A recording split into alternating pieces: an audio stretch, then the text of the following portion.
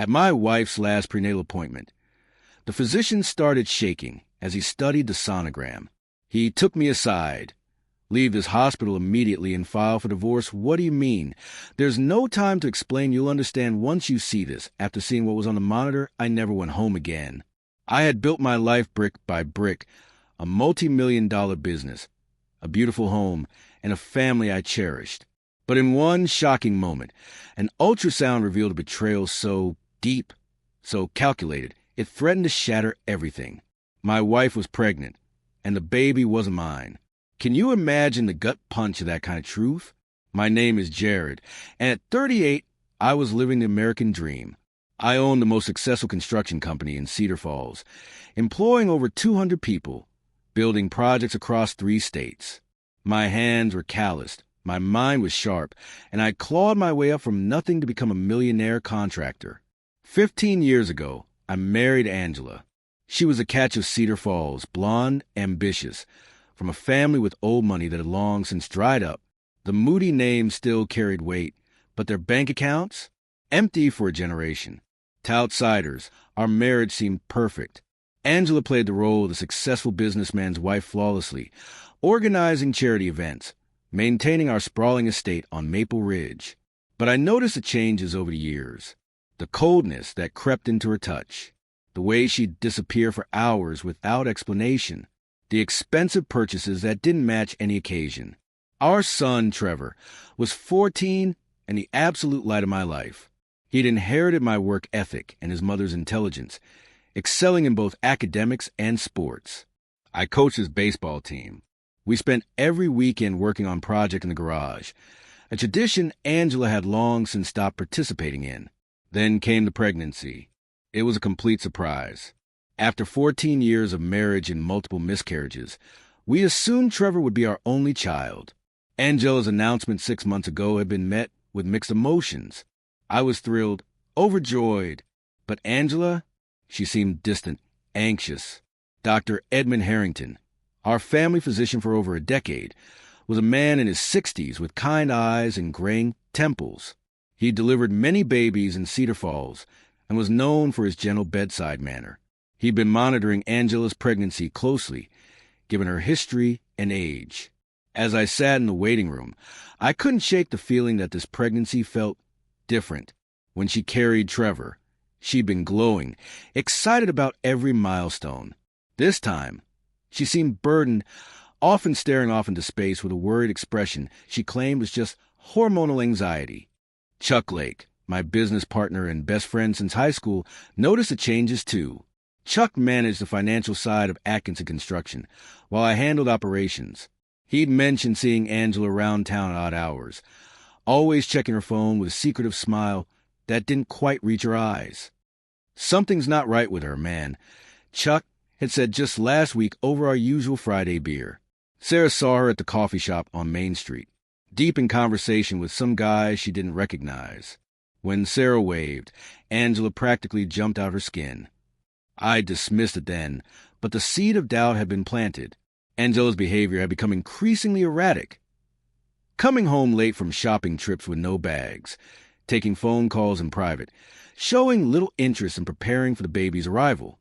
The morning of the appointment, Angela had been unusually quiet. She'd barely touched her breakfast and seemed nervous, constantly checking her reflection in every mirror we passed. When I suggested we grab lunch after the appointment to celebrate our healthy baby, she'd simply nodded without enthusiasm. Now, as I waited for her to emerge from the examination room, I tried to push away the nagging feeling that something was terribly wrong. I'd built my success on trusting my instincts, and every instinct was screaming that my perfectly constructed life was about to crumble. Dr. Harrington's examination room felt smaller than usual. Angela lay on the table, her shirt pulled up to expose her rounded belly. The gel felt cold against her skin, but not as cold as the fear running through her veins. She'd been dreading this appointment for weeks, knowing that modern ultrasound technology would reveal what she'd been desperately trying to hide. The affair had started innocently enough. 8 months ago, Marcos Jennings, a smooth-talking real estate developer from the state capital, 32 years old with dark hair and a charming smile, had caught Angela's attention at a charity fundraiser. Unlike me, always covered in construction dust, talking about building codes and job sites, Marcos wore expensive suits and spoke of international investments and luxury developments. Angela had felt trapped in Cedar Falls for years. While I was content building my empire in our small town, she'd always dreamed of something bigger. City life, sophisticated social circles, and the kind of wealth that bought respect rather than earned it through callous hands and honest work. Marcos had pursued her relentlessly. Expensive flowers arrived at the house when I was at work. Text messages filled with poetry and promises of a life beyond the confines of small-town America. He'd rented a luxury suite at the Grand View Hotel, 40 minutes outside town, where they'd meet twice a week for passionate encounters that made Angela feel alive in ways she'd forgotten. The pregnancy had been an accident, a moment of carelessness when passion overrode common sense. By the time Angela realized what had happened, it was too late for the quiet solution she'd initially considered. The timeline was wrong, dangerously wrong.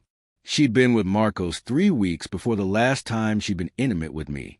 Dr. Harrington moved the ultrasound wand across her belly, his expression becoming increasingly troubled as he studied the monitor.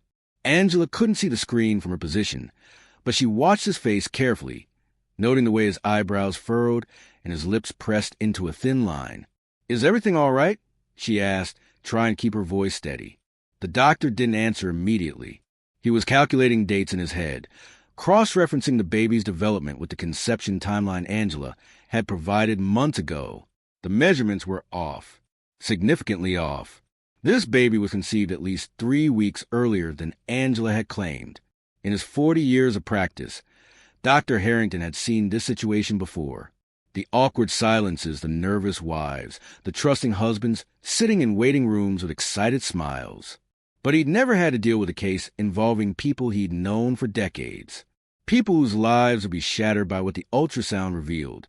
Meanwhile, I sat in the waiting room scrolling through emails from job sites. Atkinson Construction was in the middle of our biggest project yet, a luxury hotel complex that would establish us as the premier builders in the region. The irony wasn't lost on me that I was building the very type of establishment where my wife had been betraying me. Chuck had texted me earlier about a potential investor for our next big project, someone named Marcos Jennings, who'd been asking questions about our company. I made a mental note to look into it later, always interested in expanding our business relationships. Trevor was at school, probably thinking about the baby's sister or brother he'd been eagerly anticipating. He'd already started converting the spare room into a nursery, painting cartoon characters on the walls with the same attention to detail he applied to everything else. I smiled, thinking about my son's excitement, unaware that the boy's world was about to be shattered along with my own. Dr. Harrington finally set down the ultrasound wand and turned to Angela with grave eyes. "Mrs. Atkinson, we need to discuss the timeline of this pregnancy. Based on the baby's development, conception occurred approximately 26 weeks ago, not 23 as we originally calculated." Angela's face went pale. 3 weeks. The difference that would destroy everything she'd built over 15 years of marriage. She opened her mouth to speak, but no words came. "I need to speak with your husband," Dr. Harrington said quietly. "This is a conversation that affects both of you, and he deserves to know the truth." As the doctor left to get me, Angela closed her eyes and tried to prepare for the end of the world as she knew it. Somewhere across town, Marcos Jennings was probably closing another real estate deal, oblivious to the fact that his secret was about to destroy multiple lives. And in the waiting room, the man who'd loved and trusted her for 15 years was about to learn that his perfect life had been built on a foundation of lies. Dr. Harrington's hands were trembling slightly as he approached the waiting room. In 4 decades of medical practice, he delivered difficult news countless times, but never had the stakes felt so personal. The Atkinson family had been his patients since Trevor was born, and I had built the addition to his clinic just 5 years ago. This wasn't just about medical ethics. It was about watching a good man's world collapse. "Mr. Atkinson, could I speak with you privately for a moment?" Dr. Harrington's voice was carefully controlled, but I immediately noticed the tension. We walked to his office, leaving Angela alone in the examination room. Dr. Harrington closed the door and gestured for me to sit, but remained standing himself, pacing slightly as he gathered his thoughts. "Jared, what I'm about to tell you will be difficult to hear, but you need to know the truth." He paused, looking at the man he'd known for years. "The ultrasound shows that the baby's development is inconsistent with the timeline your wife provided. Based on the measurements, conception occurred approximately 26 weeks ago, not 23. My brow furrowed as I processed the information. "What does that mean exactly?" "It means the child couldn't have been conceived during the time frame when you and Angela were together, according to your wife's medical history and our previous discussions. You were away on that construction project in Denver during the conception window." The color drained from my face as the implications hit me like a sledgehammer. The Denver project. I'd been there for 3 weeks in January. The biggest contract Atkinson Construction had ever landed. I called Angela every night, missing her terribly, looking forward to coming home to celebrate our success. "Are you absolutely certain?" My voice was barely above a whisper. Dr. Harrington nodded gravely. "I've triple-checked the measurements. There's no doubt about the timing." I stood up slowly, my mind racing to the past 6 months. Angela's strange behavior, the secretive phone calls, the distance between us. It all made perfect sense now. I thought about Trevor, probably sitting in algebra class, excited about becoming a big brother to a child that wasn't even a sibling. What do I do now?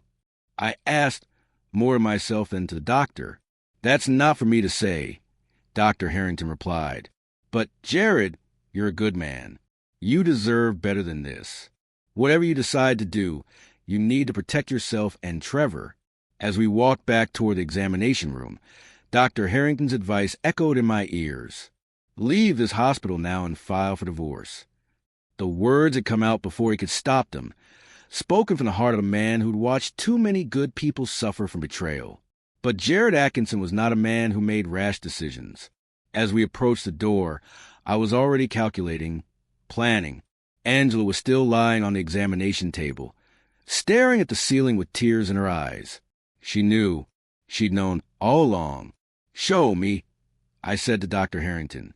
"Show me the ultrasound." Dr. Harrington hesitated, but turned the monitor toward me. There on the screen was undeniable proof. Development measurements that corresponded to a conception date that made Angela's betrayal crystal clear. The baby was healthy and growing normally, but it wasn't mine. Angela finally looked at me, her eyes filled with tears and desperation. "Jared, I can explain." "No," I said quietly, my voice carrying a coldness she'd never heard before. "You can't." I studied the ultrasound for another moment, memorizing every detail. Then I looked at my wife, the woman I'd loved and trusted for 15 years, the mother of my son, the person who just destroyed everything I believed about my life. "We're going home," I said, my voice eerily calm. "We're going to have a conversation, and then you're going to tell me exactly who he is." Angela's face went white. "Jared, please." "Dr. Harrington," I interrupted, turning to the older man. "Thank you for telling me the truth. Send me copies of everything. The ultrasound, the measurements, the timeline, everything." As we left the hospital, Angela tried repeatedly to speak, but I remained silent. My mind was no longer focused on the betrayal itself. I'd already processed and accepted that reality. Instead, I was thinking about the future, about Trevor's stability, about my business, about the fact that somewhere in Cedar Falls, a man was walking around thinking he'd gotten away with destroying the Atkinson family. Jared Atkinson had built an empire through careful planning and methodical execution. I learned early in life that the key to success wasn't just working hard. It was working smart. As we drove home in silence, Angela crying softly in the passenger seat, I was already formulating a plan that would ensure justice was served in ways the legal system never could. The man who'd spent 15 years building a life was about to spend however long it took tearing down the lives of those who betrayed him. And unlike his construction projects, this demolition would be personal, permanent, and absolutely devastating. That evening, I sat in my home office, a room lined with awards and photographs documenting 15 years of business success and family memories that now felt like elaborate lies. Angela had retreated to our bedroom, claiming a headache, while Trevor worked on homework in his room, blissfully unaware that his world had shifted off its axis. I opened my laptop and began what I did best, methodical research and planning. My first search was for Marcos Jennings, and it didn't take long to find information about Cedar Falls' newest predator. Jennings Development Group had a sleek website showcasing luxury properties across the state, with Marcos featured prominently as a charismatic CEO who brings dreams to life through visionary real estate development. The man was handsome in a polished way that I found immediately repulsive. All white teeth and expensive suits. The kind of person who'd never worked an honest day in his life. Marcos' LinkedIn profile showed him attending the same charity fundraiser where he'd likely met Angela, and his social media presence revealed a man who thrived on attention and luxury. Digging deeper, I discovered that Marcos was married to a woman named Samantha Jennings, a prominent attorney in the state capitol. They had twin daughters, age 10, and lived in $1 million home in the city's most exclusive neighborhood. The irony wasn't lost on me. This man was destroying multiple families simultaneously. Over the next week, I maintained my normal routine while secretly gathering intelligence. I told Chuck that Angela was having pregnancy complications that required rest, which explained her absence from social events and my own distracted demeanor.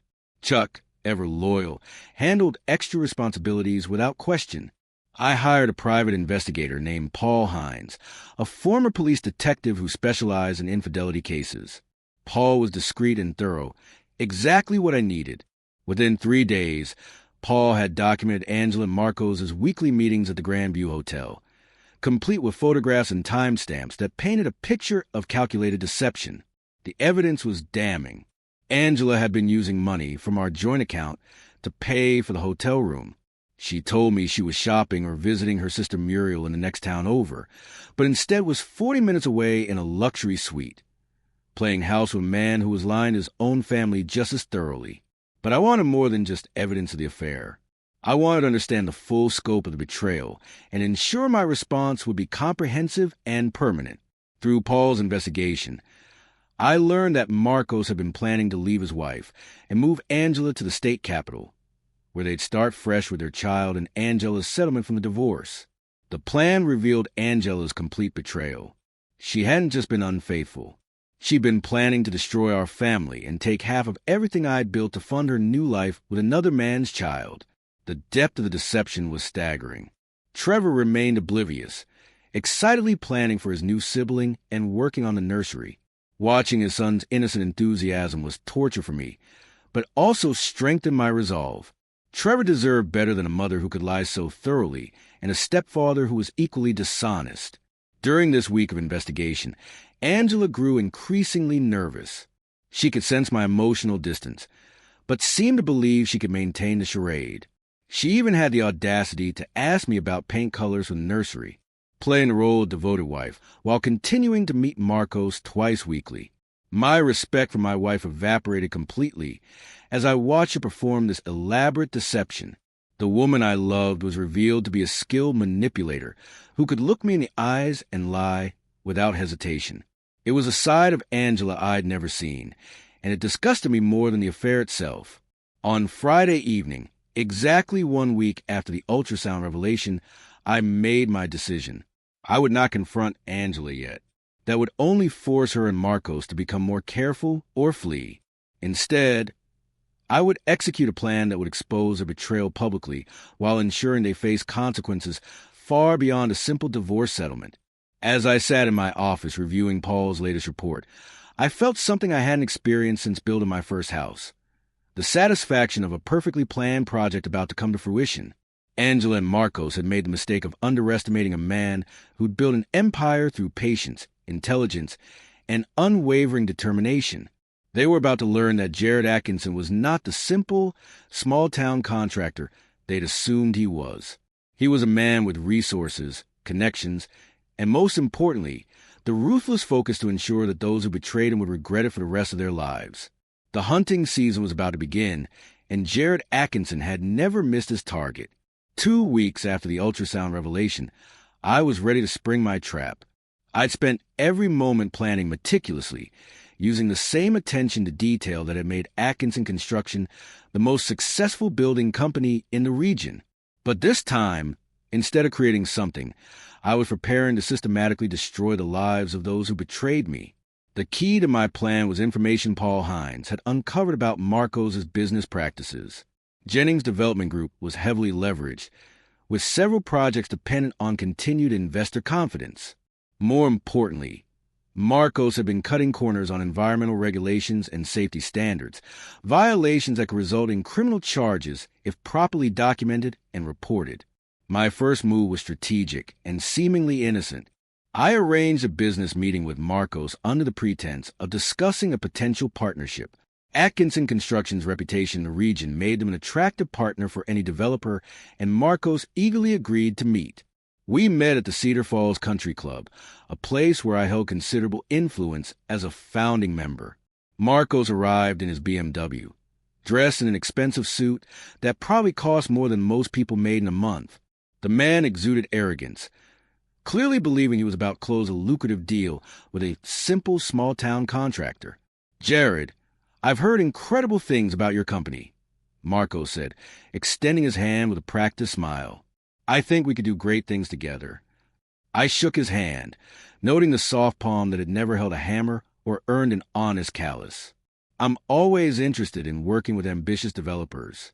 Tell me about your current projects." Over lunch, Marcos enthusiastically described his various developments, inadvertently revealing details about cost-cutting measures and regulatory shortcuts that I mentally cataloged. The man was so confident in his own cleverness that he essentially confessed to numerous violations without realizing it. "I found that sometimes you have to be creative with regulations," Marcos said with a conspiratorial wink. "Environmental impact studies can be interpreted flexibly if you know the right people." I nodded thoughtfully, secretly recording the conversation on my phone. "That's very interesting. I'd love to see some of your sites firsthand." We arranged for me to visit 3 of Marcos' current projects over the following week.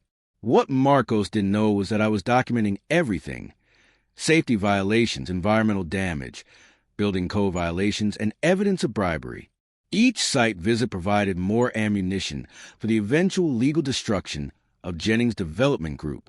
Meanwhile, Angela's behavior became increasingly erratic. She'd missed her appointment with Dr. Harrington the previous week, claiming she wasn't feeling well. In reality, she was panicking about the timeline discrepancy and had been researching ways to explain it away. She'd even considered claiming the baby was premature, but the ultrasound measurements made that impossible. Her affair with Marcos continued, but their meetings were now filled with anxiety rather than passion. Angela sensed that I knew something, though she couldn't pinpoint exactly what had changed. Marcos dismissed her concerns, confident that his charm and her husband's trusting nature would protect them. During this time, I also began securing my assets. Working with my attorney, Jeffrey Dunn, I restructured Atkinson Construction to protect the company from any potential divorce settlement. Jeffrey was an old friend who'd helped me build my business empire, and he asked no questions when I requested aggressive asset protection strategies. "Jared, if you're concerned about liability issues, we can create a more complex corporate structure," Jeffrey suggested during one of our meetings. "Do it," I replied. "I want everything protected. The house, the business, Trevor's college fund, everything." Trevor remained a bright spot in my increasingly dark world. The boy continued working on a nursery, painting cartoon characters with the same precision his father applied construction projects.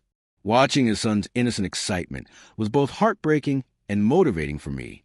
Trevor deserved protection from the chaos that was about to erupt. On Thursday evening, Paul Hines delivered the final piece of evidence I needed. Through careful surveillance and strategic information gathering, Paul had discovered that Marcos was planning to leave his wife, Samantha, within the next month. The plan was for Angela to file for divorce immediately after, claiming irreconcilable differences, and then move to the state capital with the baby once it was born. "They've got it all figured out," Paul reported. "Marcos has already put a deposit on a penthouse apartment downtown." Angela's been researching divorce attorneys who specialize in high-asset cases. They think they're going to walk away with half of everything you built. I smiled coldly as I reviewed the surveillance photos, showing Angela and Marcos at the Grand View Hotel earlier that week. They're about to learn that some plans don't survive contact with reality.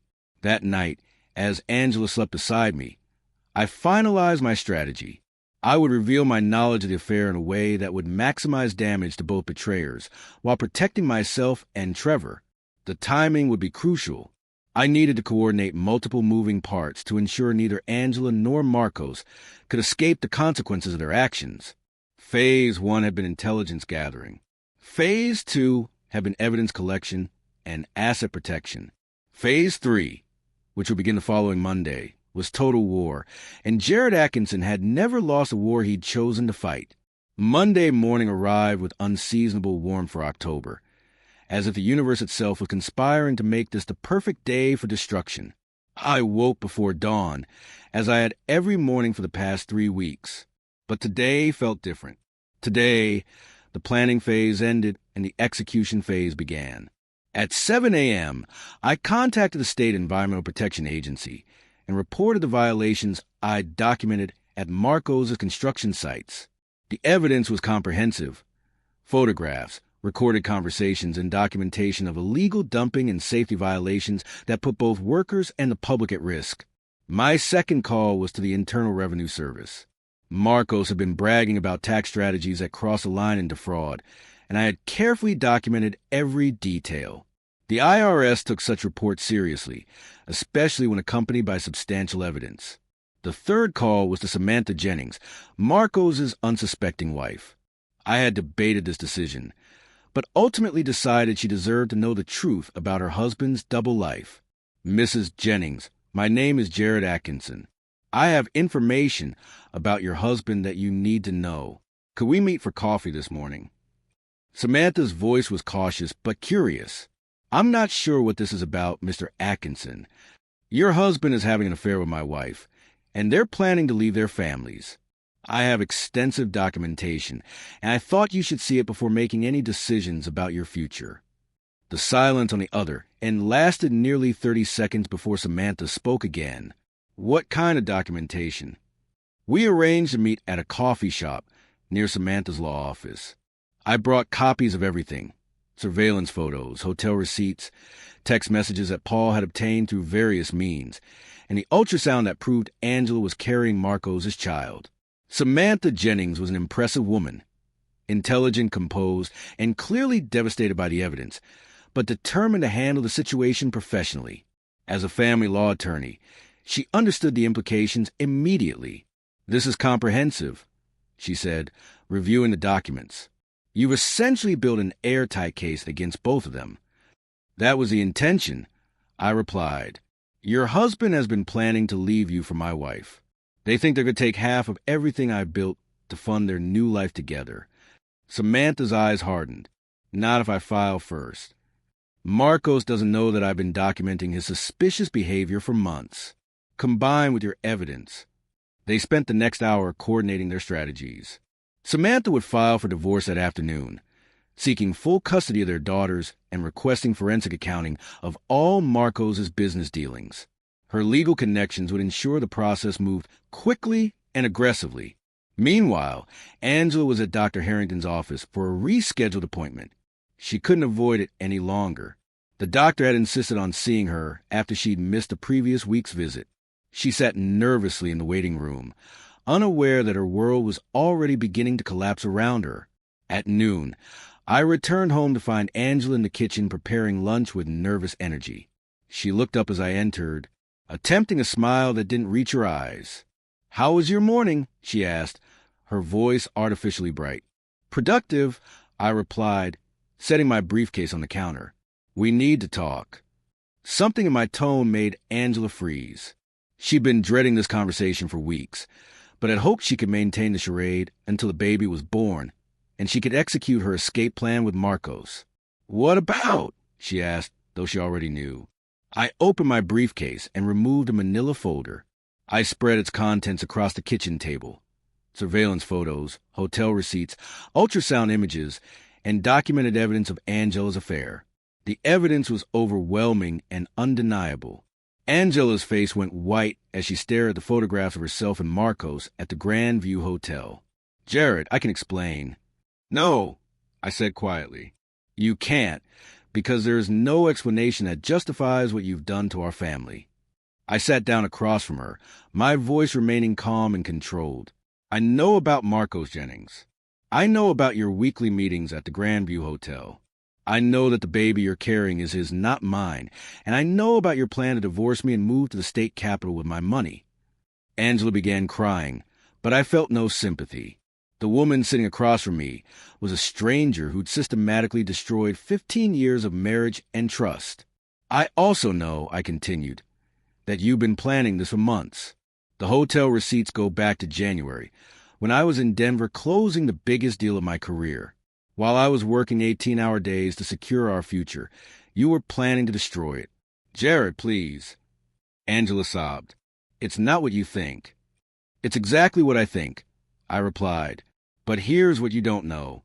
As of this morning, Marcos Jennings is facing federal environmental violations charges, IRS fraud investigations, and divorce filing for his wife, who now has all the evidence of his affair. His business will be destroyed, his assets frozen, and his reputation ruined." Angela's crying stopped as the implications hit her. "What did you do?" "I protected my family and ensured that the people who betrayed us face appropriate consequences," I said. "Marcos won't be taking care of you or your baby. He'll be lucky if he's not in federal prison." As if on cue, Angela's phone buzzed with a text message from Marcos. Asterisk emergency. Need to talk immediately. Everything's falling apart. Asterisk, I watched my wife read the message, seeing the exact moment when she realized that her carefully planned escape route had been completely eliminated. The man she betrayed her family for was about to become a liability rather than a salvation. "Pack your things," I said. Standing up, "You have until Trevor gets home from school to leave this house. After that, all communication goes through attorneys." Angela looked up at me with desperate eyes. "What about the baby? What about our family?" "This isn't our family anymore," I replied. "And that isn't my child. You made your choices, Angela. Now you get to live with the consequences." As I walked toward my office to make another round of calls, I felt something I hadn't experienced in months. Peace. The planning was over. The truth was revealed, and justice was being served. Phase 3 had begun, and it was proceeding exactly as designed.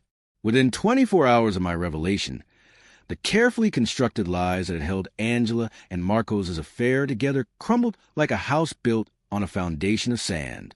The speed and thoroughness of the collapse exceeded even my expectations, proving that dishonest people rarely limit their deception to just one area of their lives.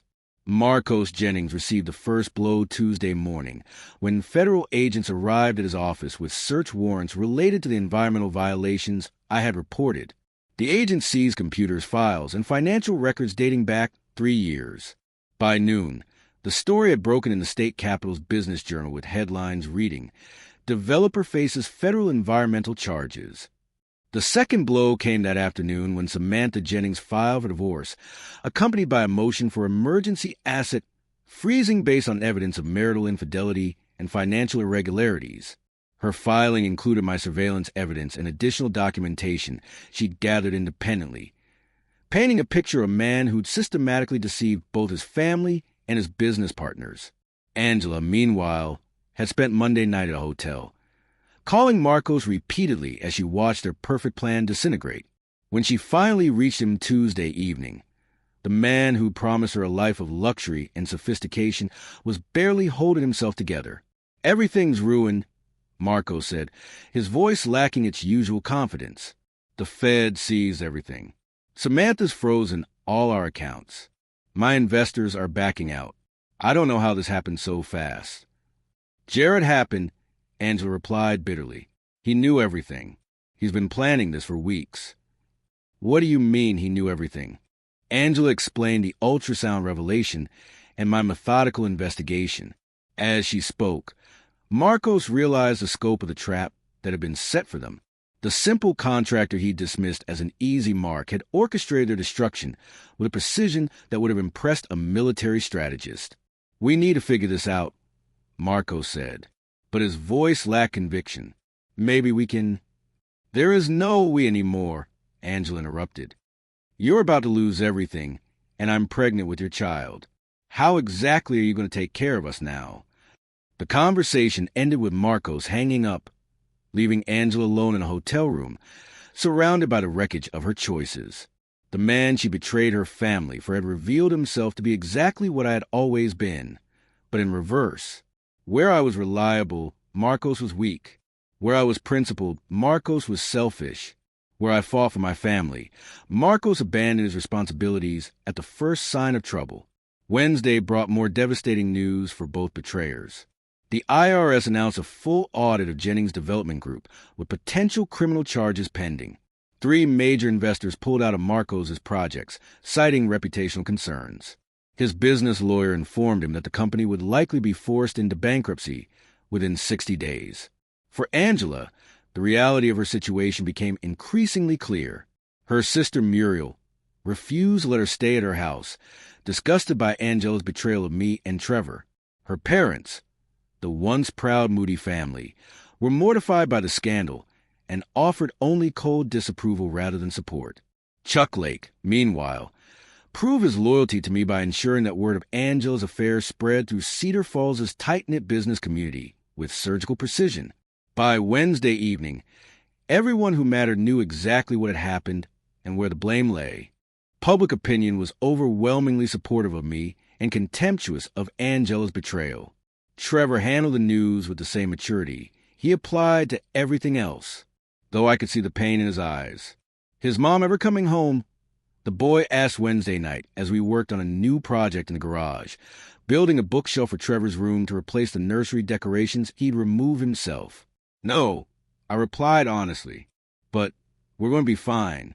We've always been a good team, and that's not going to change." "I'm sorry about the baby," Trevor said quietly. I was really excited about being a big brother. I put down my tools and looked at my son, the one part of my marriage that had been genuine and valuable. "You're going to be a great big brother someday when the time is right. This isn't about you. Trevor, you did nothing wrong." Thursday brought the final domino in my carefully orchestrated campaign. Paul Hines delivered evidence that Marcos had been embezzling from his own company to fund his affair with Angela. The expensive hotel suite, the gifts, even Angela's shopping sprees had been paid for with money stolen from investors and business partners. The embezzlement evidence was a final nail in Marcos' professional coffin. Within hours of its delivery to federal investigators, warrants were issued for his arrest. He was picked up Thursday evening at his office, led away in handcuffs as local news cameras captured every moment of his humiliation. Angela watched the arrest on the local news from her hotel room, her hand resting on her growing belly as she realized the full scope of what her choices had caused. The man she betrayed her family for wasn't just unfaithful and weak. He was a criminal who'd use her as an unwitting accomplice in his schemes. Friday evening, exactly 1 week after I confronted Angela with the evidence of her betrayal, I sat in my office reviewing the results of my campaign. Marcos Jennings was in federal custody, facing charges that would likely result in a decade in prison. His business was bankrupt, his assets seized, and his reputation destroyed beyond repair. Angela was alone, pregnant, and facing a divorce settlement that would leave her with minimal assets thanks to the prenuptial agreement she'd forgotten about and the adultery clause that voided most of her financial protections. Her family had disowned her, her friends had abandoned her, and the man she betrayed her family for was headed to prison. As I closed the files on my desk, I felt the satisfaction of a job completed successfully. The planning had been meticulous, the execution flawless, and the results comprehensive. The people who betrayed me were facing consequences proportionate to their actions, while Trevor and I were free to rebuild our lives on a foundation of truth rather than lies. Phase 3 was complete. It was time to begin Phase 4, building something better from the ashes of what had been destroyed. 3 months had passed since the ultrasound revelation that changed everything. Cedar Falls had settled into a new normal that reflected the consequences of choices made and justice served. Winter had arrived early, blanketing the town in snow that seemed to cleanse the air of the scandal that had dominated local conversations through the fall. Marcos Jennings was serving a 7-year federal sentence for embezzlement and environmental crimes.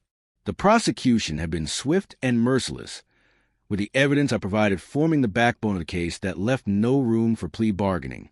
The man who once strutted around in expensive suits now wore prison orange and had aged 10 years and 3 months. His twin daughters lived with their mother, who had successfully claimed most of his remaining assets and moved them to a different state to escape the scandal. Angela had given birth to a daughter in December, a beautiful baby girl she named Cora. The birth had been difficult, both physically and emotionally, as she faced motherhood alone in a small apartment across town, supported only by welfare and the minimal alimony the court had awarded given her adultery. The once proud mayor's daughter now worked part-time at a grocery store, struggling to make ends meet while caring for an infant whose father would be in prison until she was school-aged. The irony wasn't lost on anyone in Cedar Falls that Angela, who dreamed of escaping to a life of luxury and sophistication, had instead found herself trapped in the kind of poverty she'd always looked down upon. Her family had slowly begun speaking to her again, but the relationships remained strained and conditional. The moody name, once prestigious in Cedar Falls, was now associated with scandal and poor judgment. I, meanwhile, had thrived in ways that surprised even me. The divorce had been finalized in January, with Angela receiving far less than she expected thanks to the prenuptial agreement and the evidence of her infidelity. Atkinson Construction had landed 2 major contracts in the aftermath of the scandal, as clients appreciated my integrity and the way I'd handled my personal crisis with dignity. Trevor had adjusted to our new life with remarkable resilience. The boy had initially struggled with anger toward his mother, but I had worked carefully to help my son process the betrayal without letting it poison his view of all relationships. We'd grown even closer, spending evenings working on projects and weekends exploring hiking trails around Cedar Falls. "Dad," Trevor said one Saturday morning as we worked on rebuilding the deck behind our house, "do you think you'll ever get married again?" I paused my hammering and considered the question. At 40, I felt older and wiser, but not bitter. The betrayal had taught me the value of careful judgment, but it hadn't destroyed my capacity for trust. It had simply made me more selective about who earned it. "Maybe someday," I replied honestly, "but not until you and I have finished building our new life together. We're a pretty good team as we are." Chuck Lake had become an even closer friend through crisis, his loyalty during the darkest period cementing a bond that went beyond business partnership.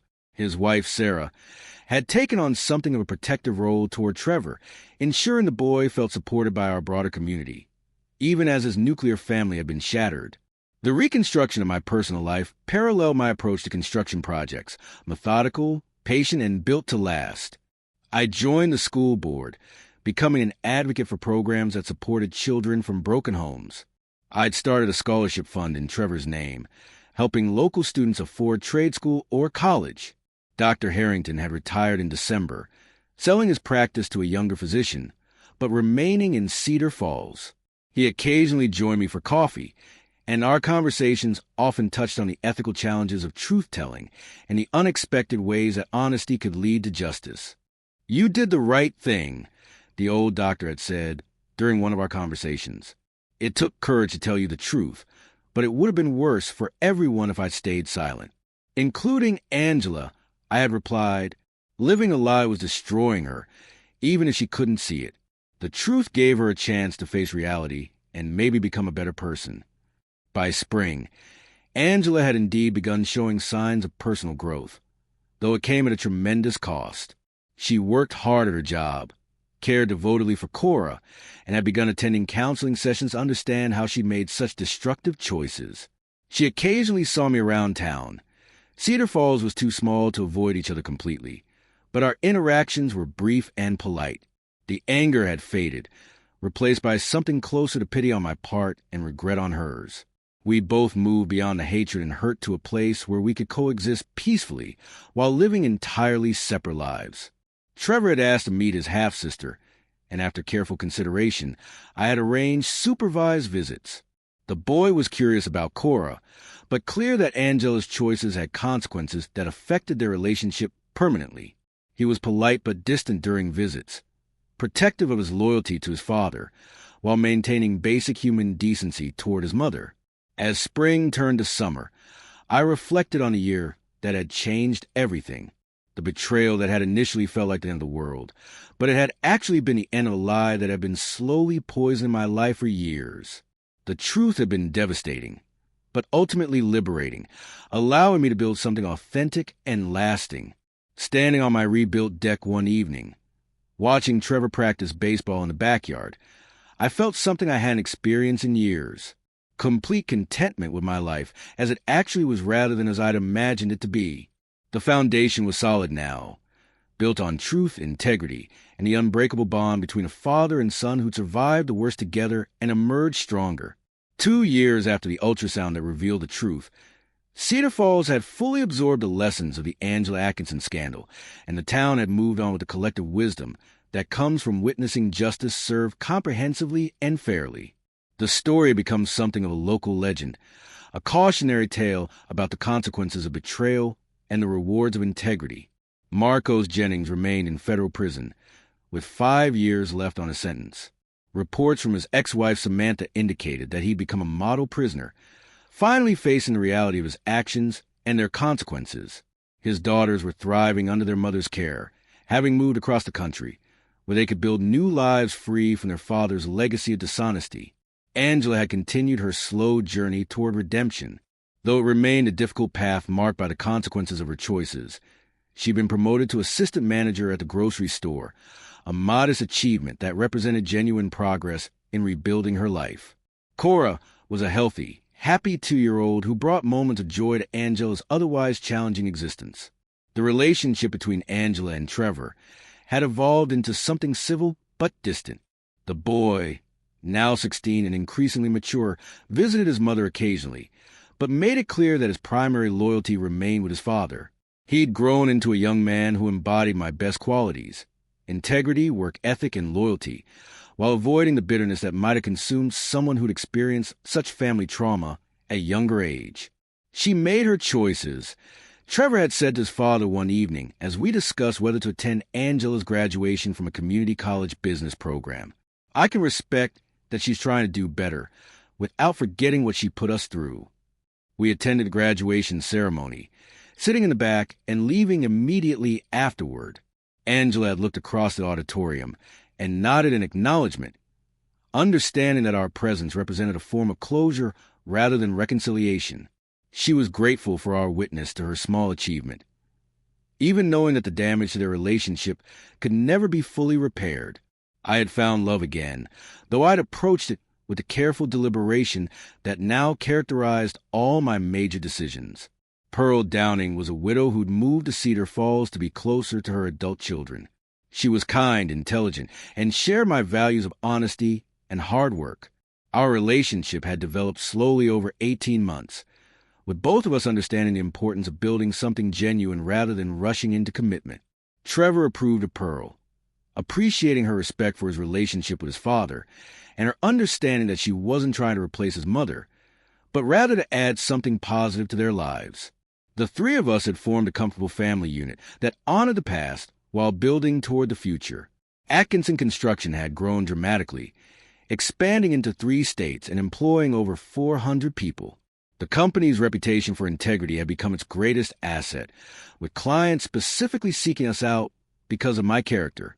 The scandal that could have destroyed me had instead become proof of my principles and judgment. Chuck Lake had become a full partner in the business, our friendship deepened by the trials we'd weathered together. Chuck's wife, Sarah, had developed a close relationship with Pearl, creating a social circle that supported both couples while respecting their individual needs and boundaries. Dr. Harrington, though retired, remained a respected figure in Cedar Falls, often cited as an example of professional integrity who'd chosen truth over comfort when faced with a difficult situation. His courage in revealing Angela's deception had prevented years of additional deception and allowed everyone involved to face reality and make better choices. Paul Hines, the private investigator who'd helped me gather evidence, had become something of a local celebrity, with other betrayed spouses seeking his services based on his thorough and professional work on the Atkinson case. He developed a reputation for discretion and competence that made him the go-to investigator for sensitive family matters throughout the region. On a warm Saturday evening in June, exactly 3 years after the ultrasound revelation, I stood on my deck, the same deck I'd rebuilt during the darkest period of my life, surrounded by the people who'd proven their loyalty and worth. Chuck and Sarah were there with their children. Pearl was helping Trevor prepare for his senior year of high school. Jeffrey Dunn, my attorney, had stopped by with his family for the barbecue that had become an annual celebration of survival and renewal. As I watched this gathering of genuine relationships built on truth and mutual respect, I reflected on the journey that had brought me to this moment. The betrayal that had nearly destroyed me had ultimately saved me from a life built on lies. The pain that had seemed unbearable had led to a growth and wisdom I wouldn't have gained any other way. Any regrets? Pearl asked, joining me at the deck railing as the sun set over Cedar Falls. I considered the question seriously, as I did all questions about the past 3 years. About trusting too much initially? No. About how I handled the truth when I learned it? No. About the consequences that followed? No. I looked across the yard where Trevor was showing Chuck's youngest son how to properly swing a baseball bat. The same patient instruction I had received from my own father decades ago. The cycle of positive influence continued, unbroken by the betrayal that had threatened to poison everything good in my life. The only regret I have, I continued, is that it took a crisis to show me the difference between the life I thought I wanted and the life I actually needed. But even that wasn't really a mistake. It was education. As the evening wound down and our friends departed, I felt the deep satisfaction that comes from surviving the worst and building something better from the wreckage. Angela and Marcos had paid the full price for their betrayal, not through revenge, but through the natural consequences of their choices and the justice that follows when truth replaces lies. The foundation was solid now, built on bedrock rather than sand. Whatever the future held, I knew I was ready for it, surrounded by people whose love was genuine and whose loyalty had been tested and proven. Justice had been served not through hatred or bitterness, but through the simple act of refusing to live a lie and insisting that actions have consequences. In Cedar Falls, the story of Jared Atkinson had become more than local legend. It was proof that integrity, patience, and careful judgment could triumph over deception, betrayal, and selfishness. The man who'd lost everything had gained something more valuable, a life built on truth, surrounded by people worthy of trust, and anchored by the unshakable knowledge that he'd faced the worst and emerged victorious. The ultrasound that had revealed the lie had ultimately delivered the truth that set everyone free. And in the end, that truth had been worth every moment of pain it had caused to uncover. If you found yourself in Jared's shoes, how would you have handled such a devastating betrayal? Would you have sought legal action or taken matters into your own hands? Share your thoughts and experiences in the comments below.